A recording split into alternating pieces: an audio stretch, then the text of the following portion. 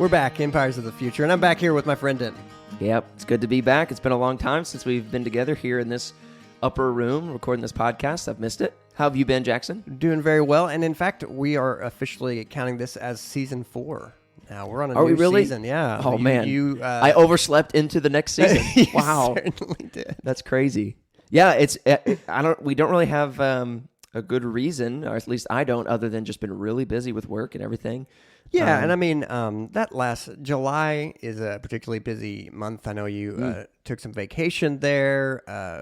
Honestly, there weren't a lot of articles that were just jumping out at us either, and so it was an easy time to really just take, I think we've had 6 weeks off now, and now we're in a new school year. You have a child in pre-K. Yeah. I have a second grader and a kindergartner, and I ran into you after drop-off this morning.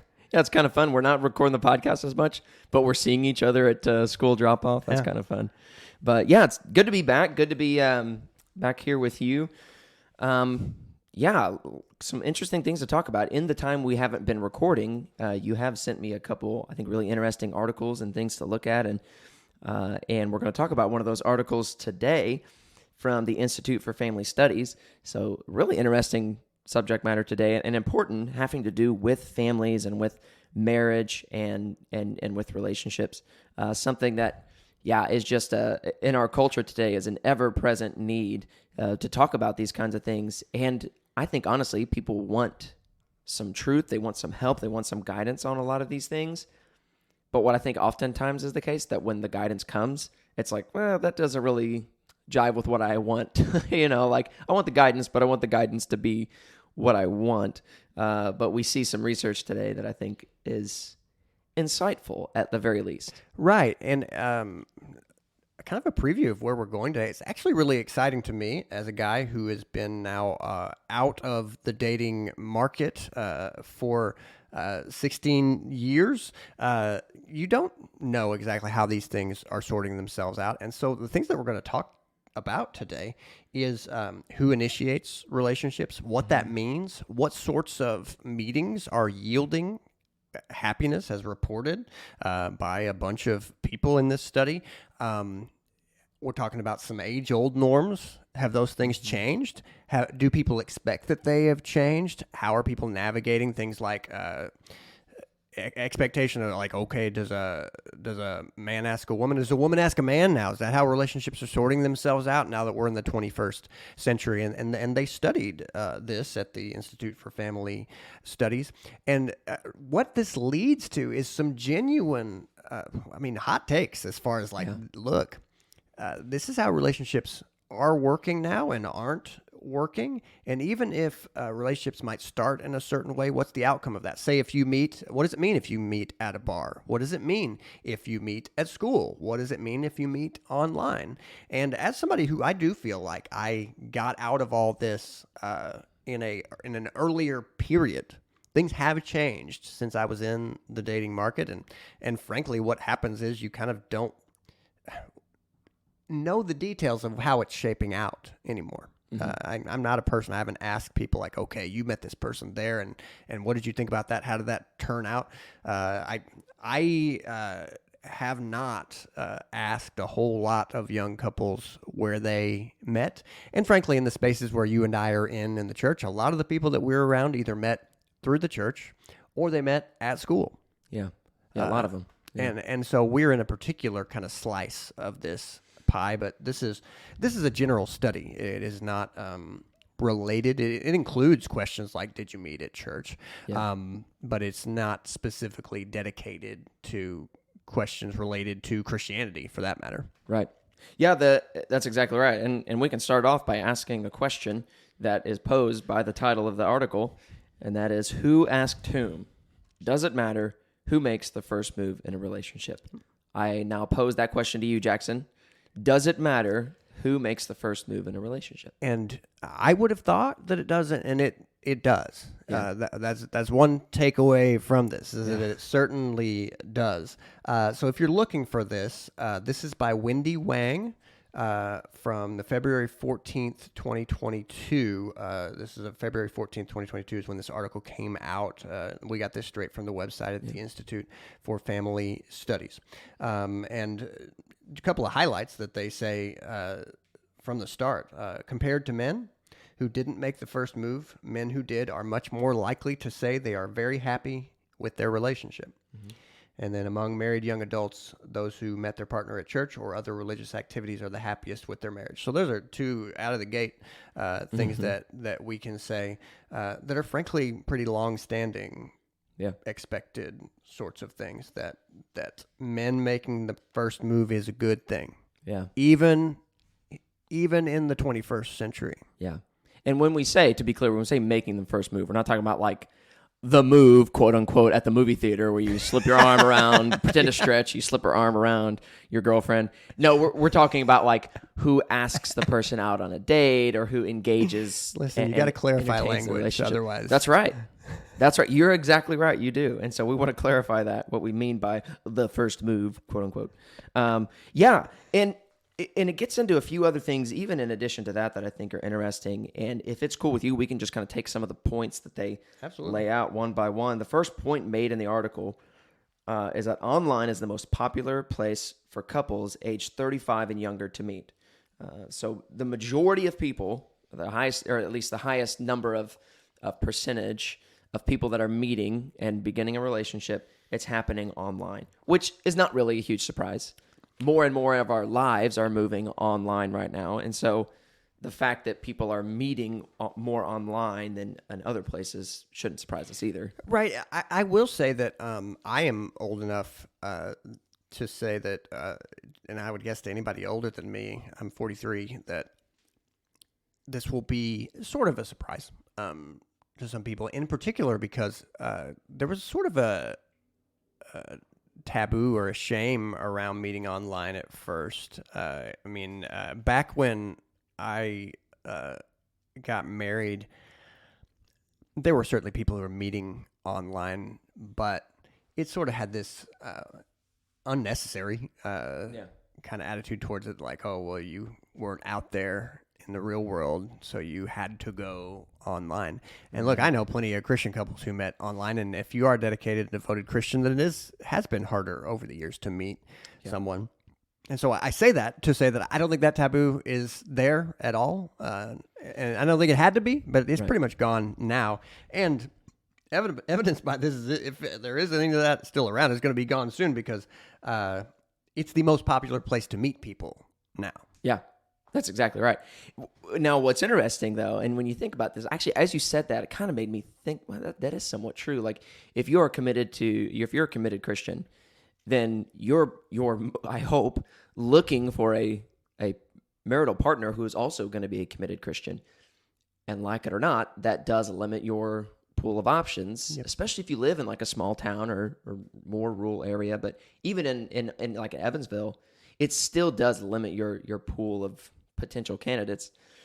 And so, of all people who maybe have a good reason for trying to meet someone online, Christians do. I think if you look at it in that way, do have a good reason to try and look there. So something like ChristianMingle.com, cheesy as it might sound and seem, might actually be a viable option for people who, as they look around them in the physical world, finding someone who is like-minded and related to these kind of doctrinal and things, they might be more likely to meet someone who more aligns with them spiritually and religiously online through one of these websites, or even through, I hear people meeting in Facebook groups. Sure. So like if you're, for example, and I just know this because of the circles I'm in, that there are Reformed Baptist like singles Facebook groups. Right. That's a very specific Facebook group, right? You know, but it's a place where you can meet people who are likely going to be very like-minded with you. And I think when it comes to meeting people online, that format is going to most likely lead to a favorable outcome in the long run and happiness in marriage. Is using the online sort of tool to meet someone in that way who specifically meets the criteria that you are looking for and that you match with on an intellectual level or a religious level or political or all of the above. Right. I think it's interesting, though, that they just have online generically. Right. presumably online means Facebook, Match.com, Tinder, Right. whatever other thing might be. I would be interested to know what percentage met through a dating service, Yes. eHarmony, or whatever you want to say, versus just met through like social media Yes. or something like that. Because I think of those as still pretty different ways. Oh, yeah. You know what I mean? I 100% agree. And I think it has an effect. I would like to see the breakdown of different online places to meet other singles or potential mates and see the numbers of satisfaction or maybe even like divorce rates years down the road from people who met on these various websites, because I do think that makes a difference. And here's why. I think if a couple meets through something like Tinder, and people might not like this, but I'm not a fan of Tinder. I think it's no secret that Tinder, as an app, at least as it was originally created and used, was a hookup app. It was an app not designed for you to meet your lifelong committed relationship partner. It was a place to meet people, to hook up with them. It was not intended to be, or not generally used. It did become that for some people. I don't want to paint too broadly, but it wasn't typically used in the way of looking to create a long-term marriage relationship. It's whatever anyone could say about what it was designed for, it quickly gathered a connotation of meaningless sex is what it was being used for or promoted for. Yes. I think that is absolutely the truth. And additionally, what it does, those kinds of apps with the swipe, swipe left, swipe right, whatever, it also, similar to like slot machines, is sort of creating those neurological pathways in your mind and giving a dopamine hit when you're doing these things, to where even if you meet someone online and end up marrying them, you still might have the desire for that dopamine hit and want to still engage with those kinds of apps and online forums, which is obviously going to be detrimental to a satisfactory marriage down the road. Whereas I think if you're a Christian who goes on Christian Mingle or something like that with the express purpose of seeking to find a spouse through those, it hopefully is going to be less of I'm getting a dopamine hit from this hunt, this search, swiping back and forth, and more, it has met its purpose and now I'm done with it. I think you're more likely to see with something like a Tinder, people having a harder time getting away from that app even once they're in that relationship. Right. I think. Right. It's there are questions you immediately come up with about the commodification of relationships, the commodification of people, turning people into a product, into a commodity. Yes. And it does present them in that way. It throws you, what is the value? The value is based upon anything you can see. And then obviously there's stuff that you can read, but we are a visual people in a lot of ways. Yeah. And here's the thing about it. If you think for a moment about what it's like when you meet someone, yes, I've had actually over the years some very interesting conversations with young people about various attitudes about sizing people up, because it is intriguing, all the things that are happening when we meet people.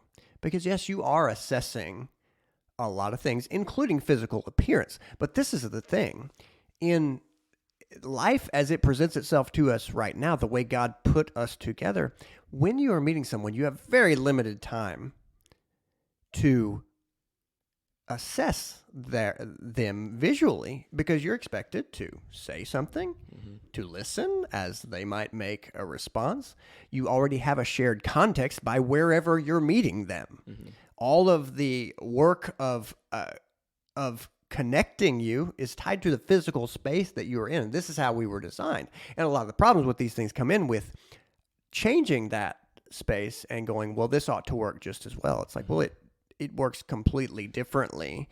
And we are moving. Anytime you bring this down to the internet, while there are a variety of ways that you can approach this even on the internet, they are still disembodied, which makes them less powerful, more manipulable, more shallow in a lot of ways.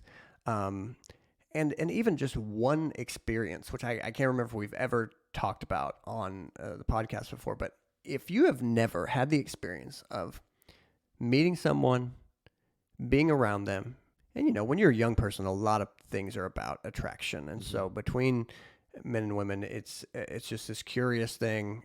well, I mean, when you're a young man, especially, it's like how beautiful women are. But then you have certain situations where, like, I don't know, that girl's like my sister. I don't find her attractive. But then this curious life experience of a girl who all of a sudden one day you go, wait a second, when did she become attractive to me? And that is some of the magic some of the magic of real life. That, let's just say it like this. There is nothing happening on Tinder where somebody sits there for like 20 minutes and goes, oh, now that I've read she's interested in chess, this turns the whole thing around. Yeah. There's not a lot of sort of soul searching, right? No. There just isn't, period. No matter how anybody uses this app, there aren't people out there who are going, oh, I've searched the depths of their bios, going like, oh, look at that. I graduated high school from the same school. She just came in when I went out. That makes it all different. Mm-hmm. No, it doesn't. It doesn't make it different at all, actually. And you were robbed of that because there is more to attraction than physicality, but there's not less to attraction than physicality. Right. It just abstracts out physicality, basically, and makes that so much more important while lowering the importance of all of the things, not just anything that can be written about interests, but even, I'm always shocked at the way pictures do not communicate what people look like. Yes, in a basic, often they do, but the very quality of being photogenic, not all people are photogenic, and that's a weird thing. I have no idea why that is. I'm sure if someone who's here who's trained in photography could tell me more about why certain people are more photogenic than others, but look, it does not at all carry what a person is actually like to see a picture of them. Yeah. But meanwhile, that's what we're doing. And it will, in the future, I guarantee you it will. People will say like, but isn't that so weird that you all accepted the minimal sort of assessment that you were given? It is weird. Yeah. But we're living as a people. We've done it. We continue to do it. That's right. It's such a poor medium to just go by, okay, these pictures have been... Yeah, that's exactly what we do. And so there is that. I think that plays a role. But regardless, online, generically, including all those different formats, is where most people are meeting today. And this is people that are now in some sort of relationship, because that's who we're talking about here. We're talking about couples in relationship.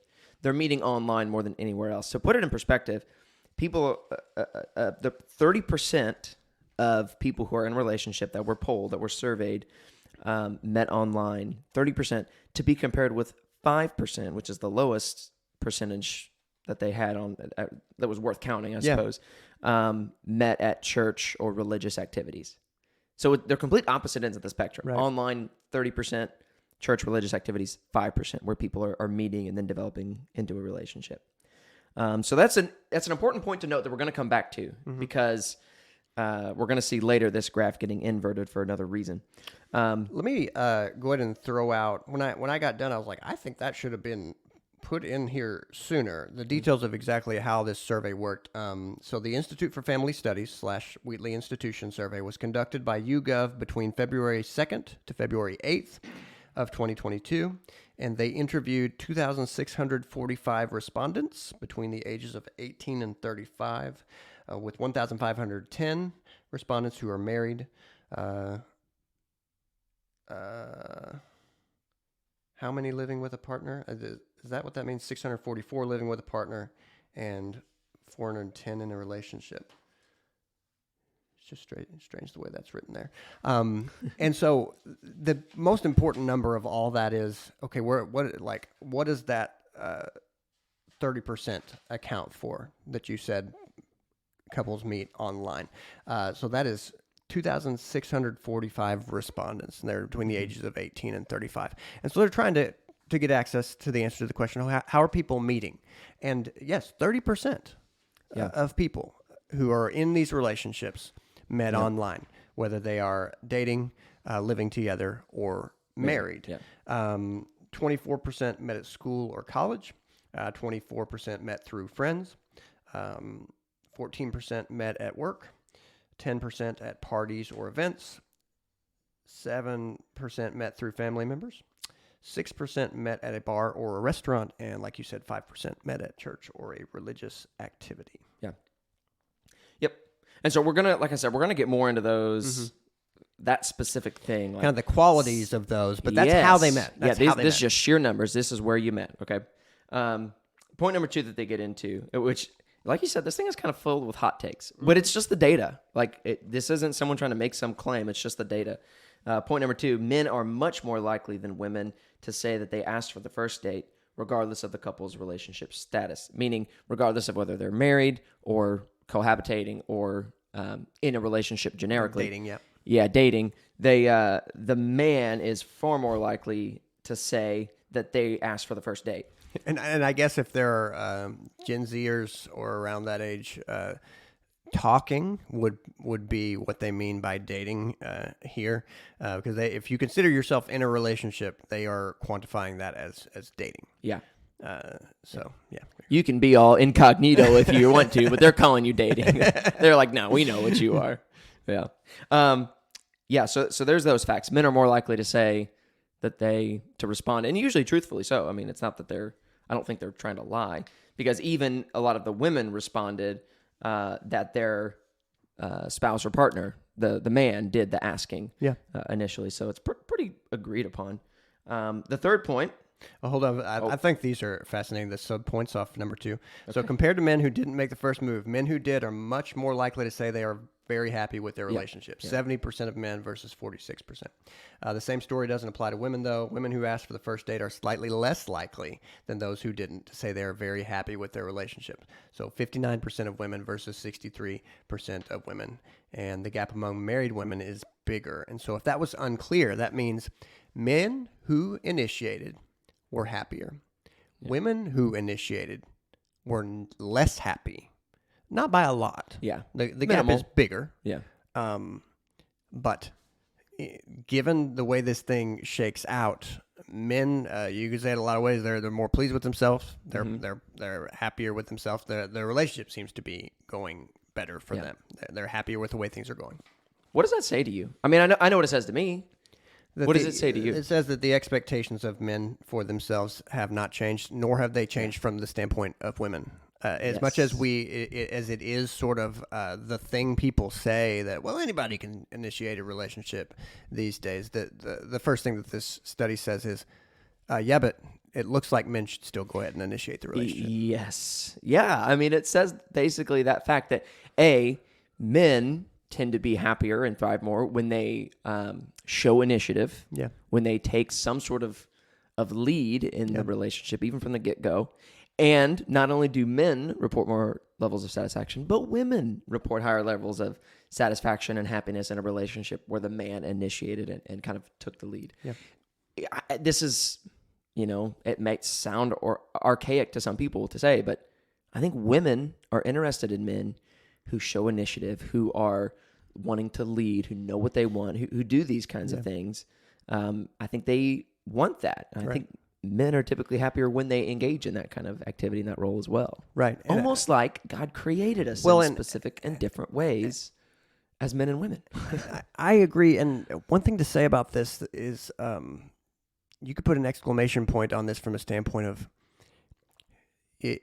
women who hear this. If a man will not initiate the start of a relationship, you should be very concerned. If you won't initiate the start of a relationship with you, you should be very concerned that he won't initiate on getting a job. He won't initiate on helping with children. Mm-hmm. He won't initiate on a whole host of tasks, because there are many things driving men to get a relationship, and a lack of initiative in that area is a tell for a lot of other situations in life that are much less clear-cut for men. There's much been written about how challenging it is to make men out of boys. Yep. And this is one of those milestones that a man who will not initiate a relationship is incredibly unlikely, in my opinion, to initiate getting a job, initiate, say, taking care of aging family members, taking care of children, taking care of a house. Anything. Name it. It's just, this is a direct line that anybody who is a man knows what it feels like to lack initiative, but also knows what it feels like to take initiative, and then recognizing what comes of that, and then going, maybe I should take initiative more often. Yeah. If you will not take initiative at the first stage here, it's just a bad sign all the way down the line. Now, look, if you're in a relationship as a woman where you initiated, look, you probably have also noticed that you struggle to encourage or motivate this man. Well, one part of this is women can encourage and motivate men in a certain way. Other men should be doing it as well. One of the things that you should be asking yourself, I mean, the Bible says that bad company corrupts good character. I heard just this past week, and I think it's largely true. If you want to talk about where your life is going, look at the closest 5 relationships you have in your life. And that's pretty much a direct pointer to where your life is going. And that is true. Friendships are a big deal in everyone's life, but in particular in a man's life. And so any woman who is trying to encourage and motivate the man that she is close to, you can do some of that, but most of the time you can't do it all. Right. Yeah, I agree. Point number 3, relationship satisfaction is higher among married young women than their cohabitating or dating peers. Again, shocker. Who could have ever predicted these kinds of things? In fact, 68% of married young women say they're very happy. On the other hand, young women who live with a partner but are not married or are the least happy with their relationship. 50% saying they're very happy. Mm-hmm. Okay. I mean, sounds like a no-brainer to us, but it needs to be said that, look, regardless of what people might wish was the case, regardless of what the world might say is the case, your best course of action to lead to a happy, healthy relationship is not, let's test it out by pretending to be married, living together, and then maybe get married, when the time feels right or when whatever. Right. There are sort of, this one is dangerous because it's not shared. On the last issue we talked about, there was an agreement, frankly, on the statistics. Both men and women looked at it and went, yeah, frankly, from the standpoint of the data, it looks better all around if men initiate. Now one thing that's curious about that is, the more I read in this study, the way I related to it is, so wait a second. In every one of these situations, it's very likely that even when men, quote unquote, initiate, the woman was putting out the vibe. What is so strange about the whole thing is, if you say basically, well, the woman could go ahead and ask out the man too. The way I kind of, in my mind, the way it sorts itself out is, so wait a second, she's got to do all the work of sort of the intangibles and the indirect communication of, hey, I'm kind of interested in you, and go the whole way and do all the vulnerability thing too of actually asking this person out. Like, that's ridiculous. Most relationships, whether young men realize it or not, are a result of the woman sort of putting out some sort of interest. And it's hilarious how often in history men have kind of said, yeah, I made the move here. And it's like, listen, there is a way that women communicate through body, and women read body language a lot better to know much more about what's going on here. And in a lot of ways, for my money, what's been happening here is, in a lot of ways, for the last 50 years, there's been this story of like, maybe women can do all the work to make relationships happen. And it's like, well, that's stupid. Yeah. and unnecessary, not good for men, not good for women. Not good for marriages. What kind of formula for a happy marriage is that? Well, you put in just all the work. Just make it happen. I'm here, sweetie. Just make it happen. Right. That's terrible. And so then when you come to this one, we are in an opposite place that, frankly, a lot of what the data shows is that in cohabitation, men show higher levels of satisfaction, where women show lower levels of satisfaction in a relationship where cohabitation is involved. Yep. In other words, men are pretty content to not pay for the cow when they're getting the milk for free, to use popular euphemism, right? In fact, it says 68% of married young women say they are very happy when they're married. On the other hand, young women who live with a partner are not married, are the least happy with their relationship. 55% say they are very happy. Yeah. Why would that be? Why would it be that a cohabitating woman would be far less satisfied, but cohabitating man, in other words, people living together that aren't married, would be far would report being very happy. I mean, and then that points to a discrepancy. Like the men in these relationships where they're cohabitating are saying, "Oh yeah, everything's great. I'm very happy. I love this situation," whereas the women in it are not saying that. Right. So I think here we have to bring in some claims of the sexual revolution, which were basically this. Now that we have the birth control pill, other methods of keeping children, keeping pregnancies from happening, keeping children from being born, well, now we can get meaningless sex, and that will just make life better, or that'll make people happier. One sad reality is that if you look at the data, who has it made happier? High status, shallow men.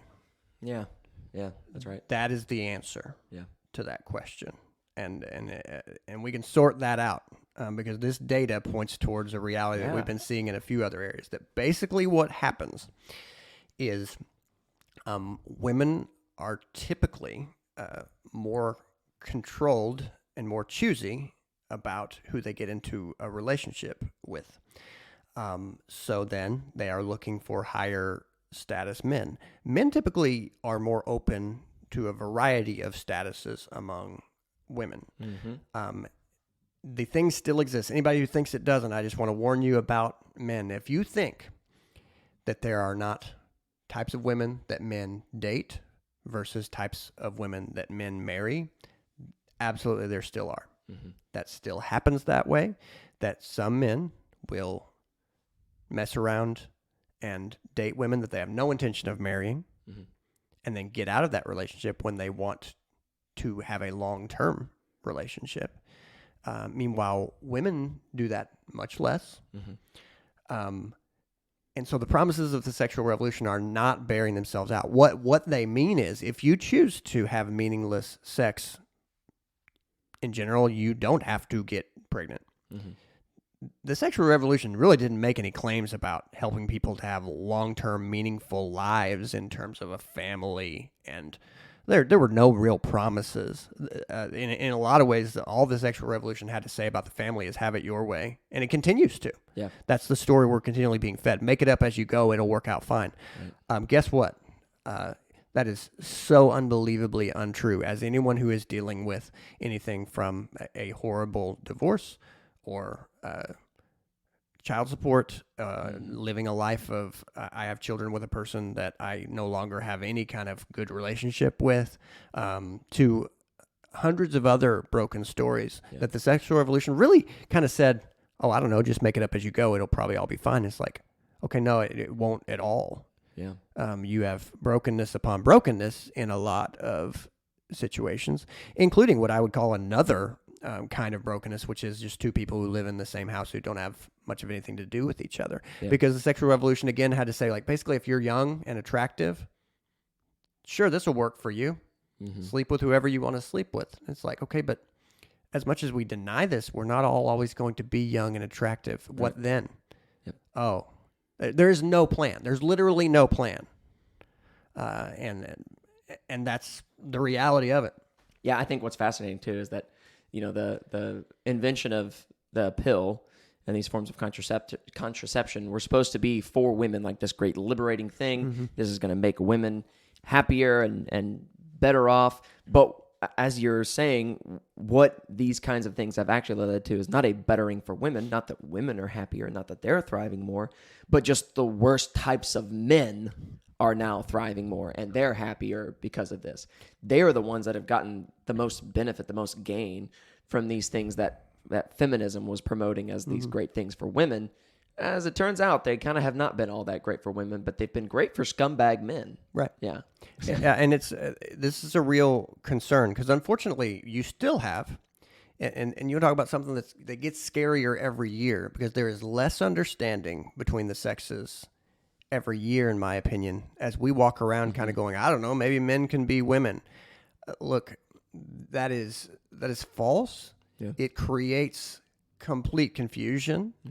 And it creates a lot of stupid decisions to think that men and women are no different other than some minor biological issues. Yeah. That is so deeply wrong. Yeah. And one of the ways that it's still wrong is, look, while women will still seek high status men, those few men, what we used to call like the big men on campus, those few guys are happy to sort of sleep with a whole bunch of women. Sure. Move on at a certain point to some woman that they intend to attach themselves to. Yep.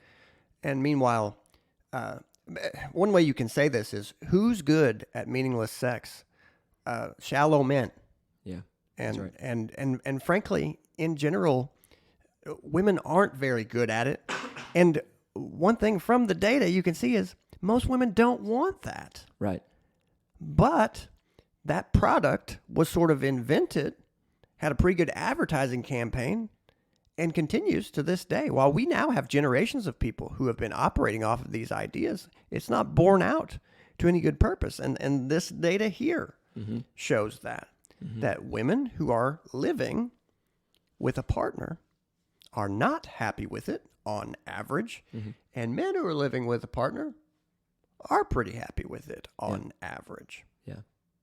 And that is a danger, because now you have the beginnings of seeing, why is there such a disconnect between men and women? Why are a lot of relationships not being formed? We have had a divergence of expectations, of ideas, and even of understanding of reality in the last, say, 60 years about how men and women actually think, what they are getting into relationships for, and it is hamstringing real relationships. And the relationships that do happen, it's making them more difficult. Because, I mean, one way you can say it like this, and I think this is true. When a woman goes into a cohabiting relationship, she thinks this is going somewhere meaningful. And what this is bearing out is the man doesn't think that in any way, shape, or form. No, necessarily. That's why he's perfectly happy with this situation, right? But the happiness, the higher rates of happiness reported among men in those cohabitating situations, that kind of happiness is a very carnal, very temporary, very honestly rooted in sin kind of happiness, sin and selfishness. Because for the man, the situation is as good as it could be. I mean, there is no commitment involved in this, and yet all of the pleasure that could be hoped for and wanted out of a situation. I mean, it's a very carnal kind of happiness that's being reported in those numbers. Yeah. So it's sad. Yeah, it appeals to men's base instincts. Apparently, Siri thought I called her name, and I did not. We have our first entrance of AI into our podcast. Oh, no. I found this on the web for cardinal kind. All right. So anyway, it's terrible, because this is not only a failure of a possible relationship. It is a misread and a misunderstanding on both parties of expectations. Yes. Which is, if you want to talk about, you and I have now both seen marriages and divorces happen. A lot of the failure of marriages starts before they are married in what are our expectations going to be. And one of the sad things about, say, a broken cohabitation is that there are feelings and emotions and commitments that are made in the hearts of those people, and commitments that are not made, that are completely unclear because of the different expectations about what is happening. And that is bad. Yeah. We have remade this thing, and we have no real structure to it. And so there's these sort of winks and nods about, are we doing what I think we're doing? No. Yeah. No, everybody's making this thing up for themselves, and they should not be surprised when it works out, when the end goals are very different for different people. And in fact, some people have no end goals. Right. And 10 years later, you can be in the exact same situation going, am I ever going to have children? Am I ever going to get married? Is this thing really stable that I am in? And so before we leave this, I think the numbers are just really powerful to say that among those who say they're very happy with their spouse or partner, married men say 65% yes. Married women, 68% yes. Cohabiting men, 67% of men say yes. Cohabiting women, 55% of women say yes. And then dating, 55% of men say yes. So of these three, the least happy men are found in the dating section. Men don't. I'm not surprised at all that men don't like dating that much. And then 62% of women said that they're very happy while they're dating. Yeah, and I think that speaks to what you're saying. Like in that dating phase, women are saying, I think this is going somewhere. I see where this is going. I know where I want this to go. But then when it becomes cohabitating, it begins to become less clear. Okay, where is this going? Mm-hmm. As opposed to when it moves into marriage, where you say, okay, this is where I was hoping to end up and hoping to be, you know? Right. So I will say this too, real quick. You know, we've said a few things about contraception and the pill, and we are not sitting here trying to say that anyone who ever uses any form of contraception is engaging in some sort of evil or anything like that. Not at all is that what our claim is, but that is we are seeking to say that there are claims and promises that were made on behalf of these technologies that they are unable to live up to. Right. And that's yeah. kind of what They we're were saying. only technologies. Yeah. That did something to affect, say, biology. Yes. It was anybody's guess what they would do to relationships, but there was a whole story that was told. And one strange thing that I can tell you that is pretty shocking is that probably any of us who had sat there, if we were able to be there in say 1960, say, okay, fast forward 50 years, how many out of wedlock births will there be? Based upon the fact that the pill will become completely widely available, most people would have said, oh, there will be dramatically fewer. Mm-hmm. The answer is there are dramatically more. Mm-hmm. There are the numbers are shocking in terms of how many more, and not just percentage unwed births. Yeah.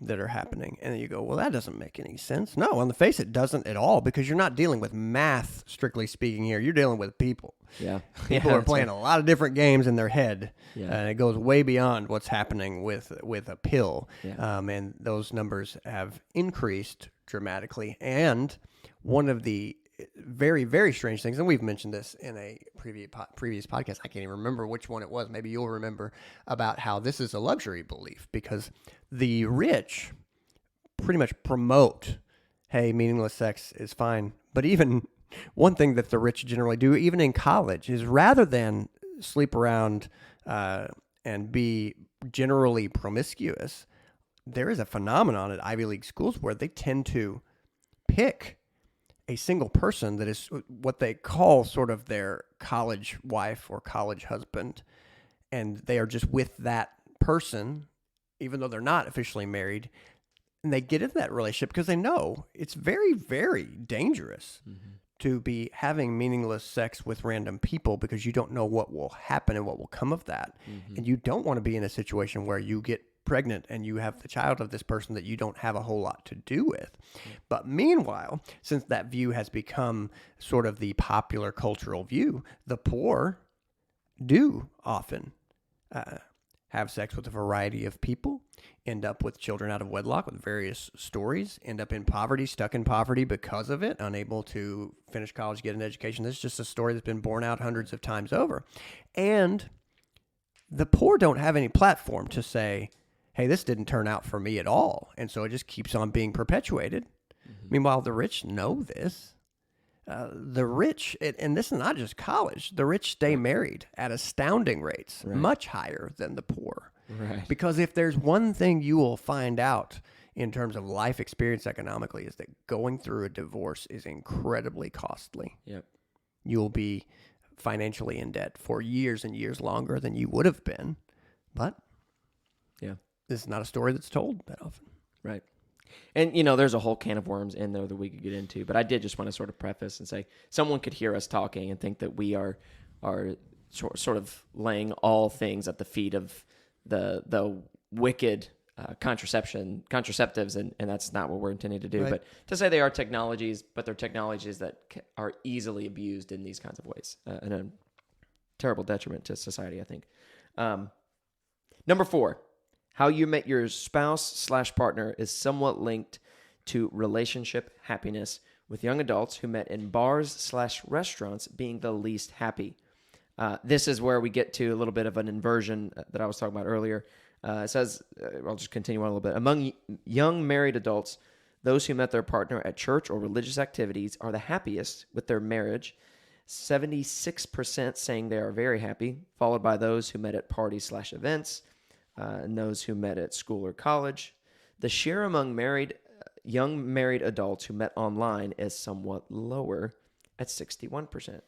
So I think this is interesting. If you remember one of the first graphs we looked at, it said that the fewest number of people who are in a relationship now met at a church or religious activity. Right. The most number met online. But the highest rates of happiness based on how you first met is highest among those who met at church or religious activities. Right. While that's the smallest number of people that are meeting at those places, those small number of people are reporting the highest levels of happiness. Right. And so this is very much a quantity versus a quality issue. And it's I'm glad we've gotten to this, because that's hugely important to say that if you met at church, that is the highest in terms of long-term happiness. Yeah. While that was the lowest in terms of the number of people who are meeting at church. I mean, in some ways, what we're running into is an advertisement for eHarmony, which what eHarmony does is they try to match people based upon what they call like deeply held values. What are the things that are most important to you? Because they do believe, and I think rightly so, that those are the things over the long term that will determine success in a relationship to the closest degree. You can't guarantee any relationship to work out, but certainly it is not the way to guarantee a relationship to say, hey, think that girl's pretty? It's a match. Yeah, that's right.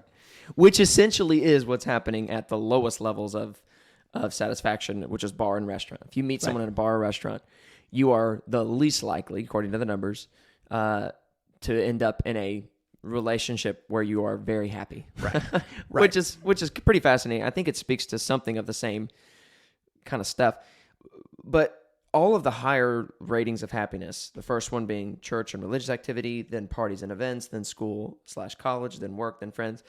What I think you're seeing there, I would argue, is at the highest levels, those who report the highest levels of happiness based on where they met or how they met, I think the reason is they met in places or environments where they already had certain shared identities or shared experiences or shared desires and things that make them up. Like if you meet someone in a bar, literally all that you are going on is maybe one conversation, a couple conversations, and how they look.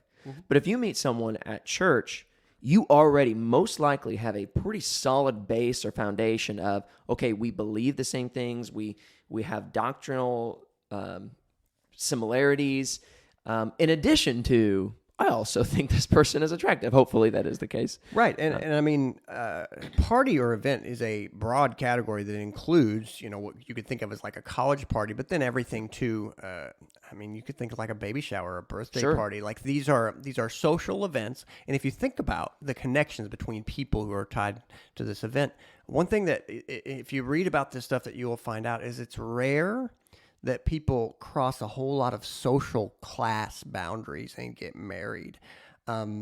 These are stories that we read about, but typically people have more in common than that. And that this is evidence, obviously one with the church or religious activity being 76%, but parties being 73%, how do you account for that? Well, shared connection. Yeah. Which means you have a shared context. Yeah. You know a lot of the same people, which means you have more things in common from the start, and not just we really make a lot of interests, and we don't make near enough out of relationships that are shared that determine a lot about connections that we have. Yeah, think about the parties and events you go to. Typically, if you're going to certain parties and events, they're parties and events that you already have a connection with or with the people that are going. I'm not going out to Magic the Gathering parties. Right. You know why, Jackson? Because I have no interest in Magic the Gathering. This is my surprised face. I know. So the odds that I'm going to be going to parties or events just surrounded by people that have no shared interests, no likenesses with me is slim. Mm-hmm. Typically, the events, the parties you're going to are with the kinds of people that you already share things in common with. And so sounds to me we need to have more church parties, Denton, because that look, if that's 70, if that's 76 and 73%, what's those two added together, like 190% or something? Listen, every Sunday morning we have a party at our church. You just come on over. It's right before and right after our worship service. So Okay, you just okay. come early and then stick around late. It's a party, trust me. So, but yeah, I find these to be interesting and not surprising. Well, and another one that won't surprise people, school and college accounted for 73%, which is the same as parties and events. Still That's pretty very high. high.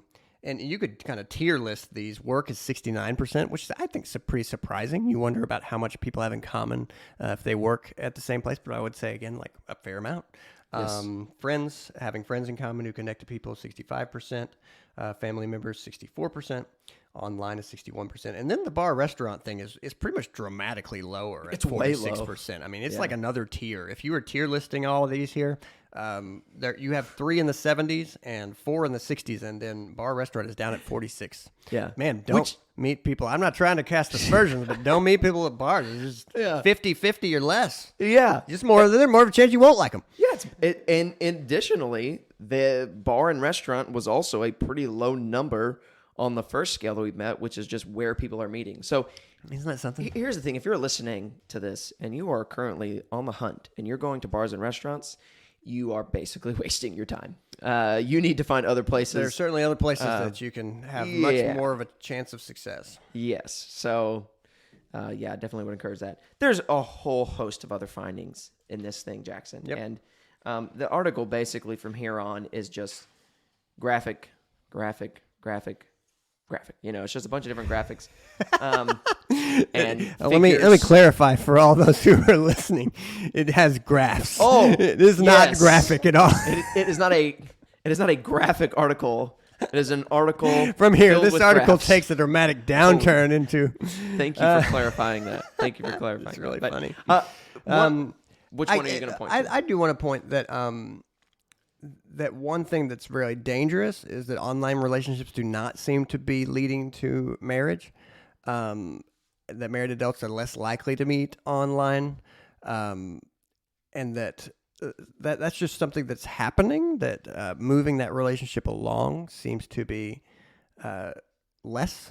That most of the time that leads to dating more often, kind of that level. 36%. Say they met their spouse partner online or dating, 29% are cohabiting, and 25% are married. Just something to keep in mind. But one thing that we can say as far as like, okay, what about all this data is like, look, marriage is down across the board. Yeah. That's sad. And so this sort of, it goes into that, but you're going to find marriages down across the board. So that in every category, marriage is less than dating and cohabiting, which is not great. I think that marriage is, if you are interested in being with someone, marriage is a good destination for you. Yeah. It's the best destination. It's going to lead to the highest rates of happiness. Right. I would argue. And while we're on the subject, I don't know if we missed this or mentioned it.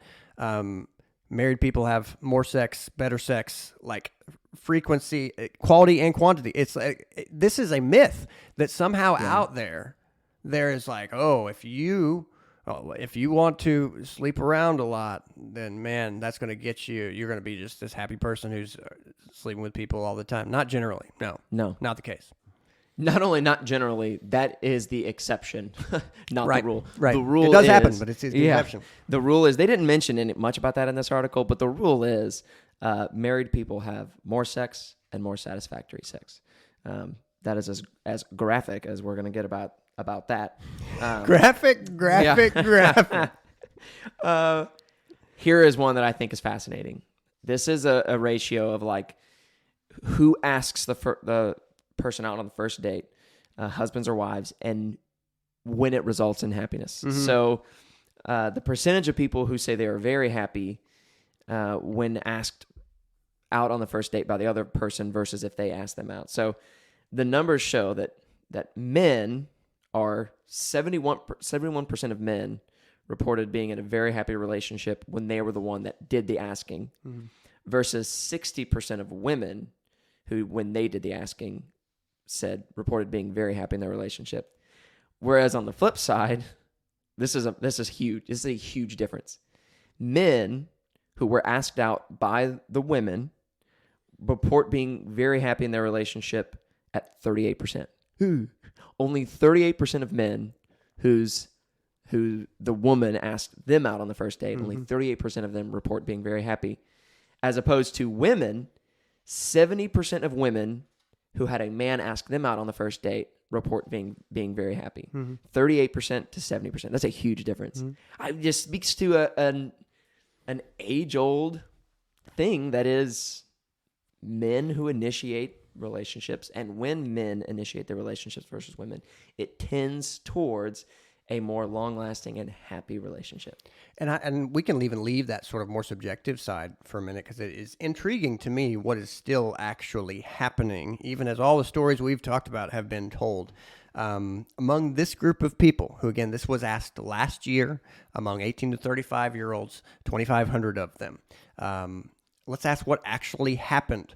Here are those who say they asked for the first date. Among men, 53% of men said they asked for the first date. 15% of women. And so men are still doing that, thankfully, in numbers that are over 3 times the number of women. Among men who are married, 59% asked, and still 15% of women. Yeah. Even more men who that relationship eventuated in marriage. So, frankly, there is a number that's standing out at you here. If you are a young woman looking for a relationship, you are generally right to stick to your guns and want a guy who initiates. That not only means dating and a happier dating relationship, it means marriage in more cases. Yep. Which again, is, with the framework we've been talking about, is not surprising. A man who will initiate a dating relationship is much more likely to initiate a marriage. He is a mover. He wants that relationship to go somewhere. Most women want that relationship to go somewhere. These are the indicators that a man is also willing to make that relationship go somewhere. Yep. There are a couple others on that one, but that's just an important factor. Now, we're going to get down to the nitty-gritty. We're going to get down to what people really want to know, Jackson, and that's this question. Did you ask Megan out, or did Megan ask you out? I asked her out. Oh, she put out the vibe. What about you with Kaylee? Kaylee was severely putting out the vibe, and so I asked her out. It's a pretty fun story that I'm not going to tell here, but yes, when you were talking about, the women tend to put out the vibe. The men do the asking. That's typically a good model for how things work. That is totally the case. Would you have asked Megan out if you didn't have some sort of idea that she was interested? Most of the time, as a guy, like that's not a good idea. Yeah, probably not. Probably not. Because it's interesting because even as a young man, you sort of don't conceive of what's going on when a woman won't pay attention to you. You think that she's she's shallow or flighty or, and thankfully you kind of just in your mind, you don't conceive of it necessarily like she doesn't think I'm much of a man. You just kind of go, I don't know what she's about. I always thought she was confused. That's always was just my assumption. She just doesn't know. There's so many funny things that I've read and heard about men. Like, men generally think they're doing better than they are in terms of dating and in terms of like how attractive they are. And women generally think they're doing worse. Like, God has been good to men, and like we tell ourselves these happy things, and it's so funny in that way. Rarely does a guy make these moves when there are no signals that he ought to be initiating, and that's probably good because there is a game, a dance that's happening here, and you should learn. Fathers, you should learn to teach your sons and your daughters kind of just how this does happen, because this is socialization, and to some degree it's advanced socialization beyond basic manners, but this is an important life skill. Yep, that's right.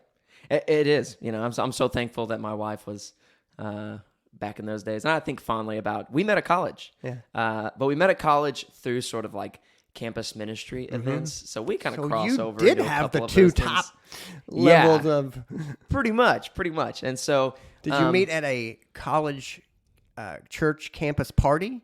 No, that would be like 3 or 4 at once. No, but like it became pretty clear early on that we were interested in one another. She made it clear to me that she was interested. She might not have known she was making it clear to me. Right, I think yeah. she did, though. Yeah. I think she was trying not to be too subtle, and I'm thankful for that.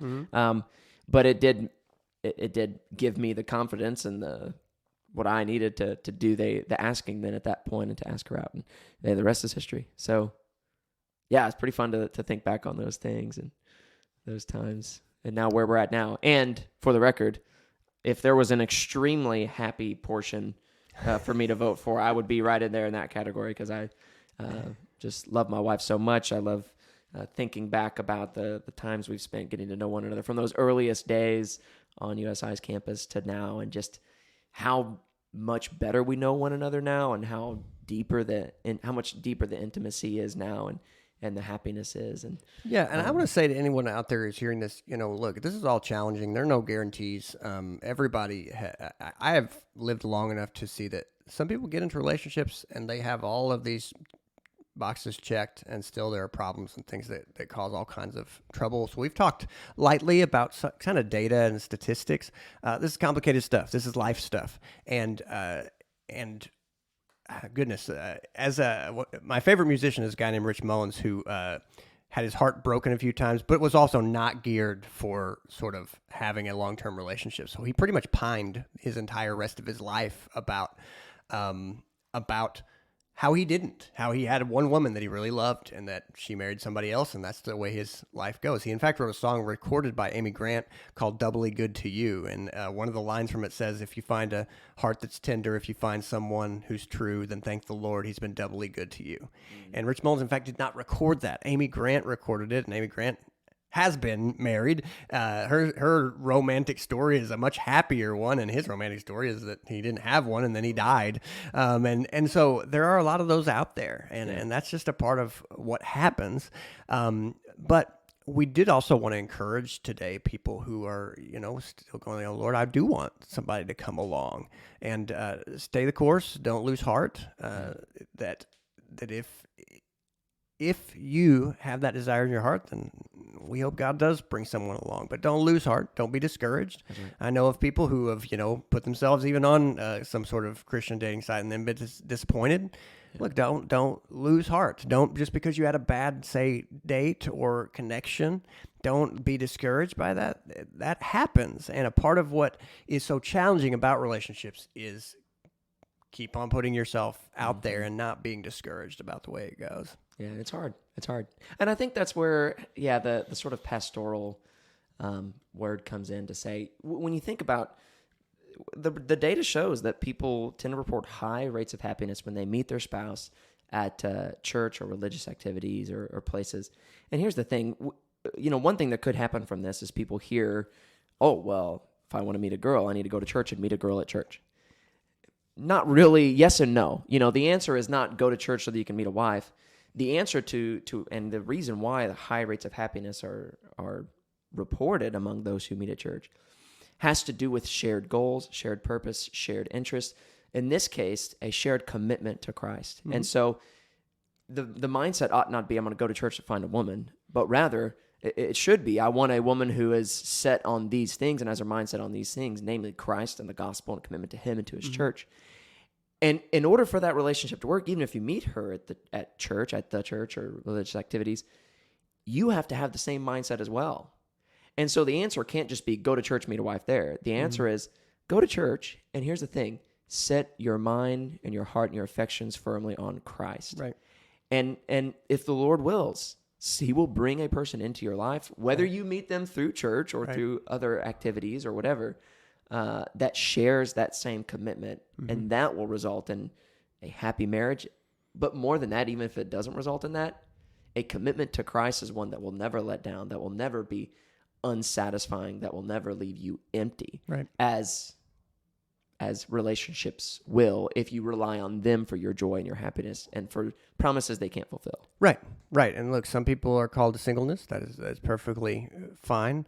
The whole of today has been about this eventuality of a relationship. And I want to close, and I'll ask you this same question. Thinking about people that you know who have met and have good marriages in particular. Where did they meet, and what advice would you give people who are seeking that? Because I would certainly say, one, try things. You have time. If you're single, your evenings are more free than a lot of people are. Go and try things. You and I know people who met through a ballroom dance, a longstanding ballroom dance group that meets out at USI. Go, whatever you can man, even some things if you don't care about them, bowling. I mean, go places, be where people are, talk to people. And I know that sometimes it's like, I just don't know. I've lost heart if I'm going to meet. Well, don't give up on it, but do put yourself out there. There is an error, and I would just call this a blatant error that within Christianity, that, well, if God wants me to have someone, He'll bring them along. Drop them in my lap. I don't think that's how it works. I don't think that's how it works on jobs. I don't think that's how it works. No. You know, you need to be where the people are. Yeah. You should do the work to go and be there. And okay, so what does that mean? Well, you can't force it, but do not think God's going to have some telephone lineman knock on your door at your house, and then you're like, this must be the guy. You know, like, that's not what we're looking at here as Christians. And I literally meet people who sort of have that idea, and I think it's foolish. I don't think that's wise at all. I don't think that's how this ought to work, because if you have this time, look, you should plumb the depths of your interests. Go fishing places. Go to there's a lot of churches that have different small group Bible studies for singles, and go. Be places. You're not going to meet people if you're not where people are. That's right. And that, I think, is huge, because it is true. Some people have fallen into this. I go to work and I go home sort of thing. It's like, that's not, I ain't got it done so far, and I don't think it's going to get it done in the future. And the excuses of, I'm just an introvert. I just, I don't like being around people, whatever. It's like, well, you need to get over that. And so much of what people call introversion, and they act as though it's this immutable characteristic that they have that they can't do anything about. Yes, you can. You can fight against that. You can develop more of a pleasure and enjoyment in being around people and doing things. Don't give in to that like, well, if you're an introvert, you just have to sit there and be an introvert. Right. No, you need to get out. You need to do things. Accept the challenge of life. I mean, that's really what it is. Most introverts, if you're an introvert, maybe you're a better reader then. Take a class and go get with people at a local college. Like, you can leverage that. You need to ask how you leverage that, and don't just make the excuses like you're talking about. It's getting harder and harder. And as we said at the beginning, we live in a world that is our lives are increasingly moving online. I would encourage people to push away from that. Mm-hmm. Find ways outside of being online, of getting out and engaging with people. It's going to be good for you in general. It really is. Social skills that are lacking in development in our culture today are largely lacking because people are just living their lives at home, online, alone, secluded from everyone else. Fight against that. Fight against that for the sake of yourself, for the sake of your future relationships, for the sake of society. Please fight against that and get out and be around people. At the church, in your culture, in your communities, all these things. Get out there. I agree. Yeah. All right, I got nothing else to you. I do not. This has been Empires of the Future. And we'll see you in the future.